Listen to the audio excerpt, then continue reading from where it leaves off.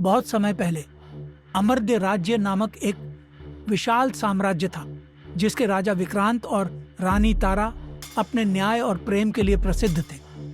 उनकी प्रजा उन्हें भगवान की तरह पूजती थी, लेकिन उनकी शांतिपूर्ण जिंदगी को अचानक तबाह करने के लिए एक भयावह राक्षस रक्ताक्ष ने उनके राज्य पर हमला कर दिया। रक्ताक्ष का कहर। रक्ताक्ष एक ऐसा राक्षस था जिसका शरीर खून से सना रहता था और उसकी आंखें अंगारों की तरह जलती थीं। वह रात के अंधेरे में प्रकट होता और गांवों को उजाड़ देता। उसकी खूंखार तलवार की एक ही चोट में दर्जनों लोग मारे जाते। उसके आतंक से राज्य में कोहराम मच गया। रानी तारा की योजना।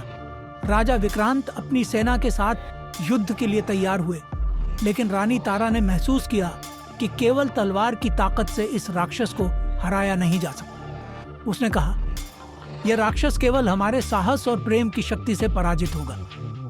तारा ने रक्ताक्ष के बारे में प्राचीन ग्रंथों में पढ़ा था कि वह सुंदरता और संगीत से विचलित हो सकता है। उसने एक साहसिक योजना बनाई। प्रेम और नृत्य का जादू। एक विशाल उत्सव का आयोजन किया गया। महल में खूबसूरत झूमर जलाए गए और रानी तारा ने अपने नृत्य का प्रदर्शन किया।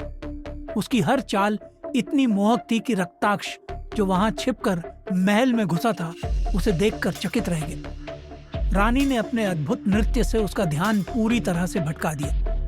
युद्ध का आरंभ जैसे ही रक्ताक्ष पूरी तरह तारा के जादू में फंस गया, राजा विक्रांत ने अपनी सेना को इशारा किया, लेकिन यह लड़ाई इतनी सरल नहीं थी। रक्ताक्ष ने अपनी तलवार से कई सैनिकों को मार गिराया। चारों ओर खून और चीख पुकार मच गई। प्रेम की शक्ति से विजय। जब राजा विक्रांत और रानी तारा ने देखा कि उनकी सेना हार रही है, तो उन्होंने एक आखिरी योजना बनाई। रानी ने अपने प्रेम के प्रतीक, उनके शादी के अंगूठी को रक्ताक्ष के सामने रखते हुए कहा, तुम्हें जीत चाहिए तो पहले इस प्रेम को हराओ। यह सुनकर रक्ताक्ष ठहर गया। उसके अंदर छिपा शापित मानव जाग गया। वह रो पड़ा और बताया कि उसे प्रेम से वंचित करने के कारण राक्षस बनाया गया था। राक्षस का अंत राजा और रानी ने अपनी शक्ति और दया से रक्ताक्ष को शाप मुक्त कर दिया। वह मानव रूप में लौट आया और उनसे माफी मांगी। रक्त से सना वह भयावह राक्षस अब शांतिपूर्ण मानव बन गया।